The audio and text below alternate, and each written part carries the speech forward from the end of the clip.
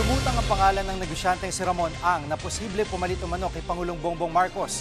Yan ay kung matutuloy ang government reset na sinusulong umano ng militar. Live mula sa Parañaque, nangunguna sa balita si Brian Castillo.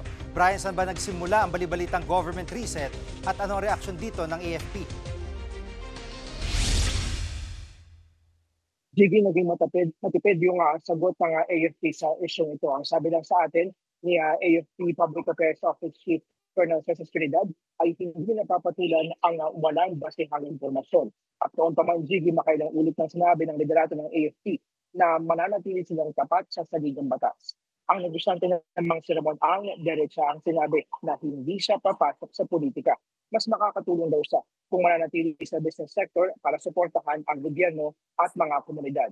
Batid daw niyang maraming problema ang bansa kaya naiintindihan niya na naghahanap ng mabilis na solusyon ang taong bayan. Pero ang solusyon daw ay hindi dapat nakadepende sa iisang tao lamang. Kailangan daw iisa yung magiging direksyon ng gobyerno, ng pribadong sektor at ng publiko. Gigi. At Brian, pakipaliwanag ang konsepto ng government reset. Gigi, yung government reset, hindi yan tradisyonal na kudeta. Sa government reset, pababagsakin yung ehekutibo at legislatibo at bubuo ng isang caretaker government na pamumunuan naman ng isang consensus president. Ang caretaker government ang mamumuno hanggang sa susunod na eleksyon. Sabi sa mga kumakalat na balita online, niyunin daw niyan na maibalik ang kaalisan sa bansa at yung tiwala ng mga investor.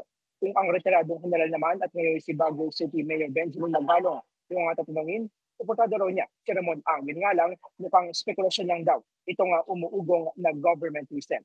Pakinggan natin ang sinabi ni Mayor Magbalong.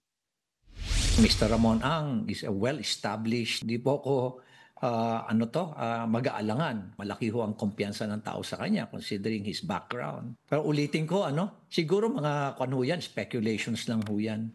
At sa ngayon, wala akong nakikitang paraan o kaya nakikitang aksyon ngayon na magkakaroon ho ng successful na destabilization. Gigi, para naman kaya Davao City First District Representative Paulo Duterte, nakakaalarma yung pagkakaroon ng isang caretaker president.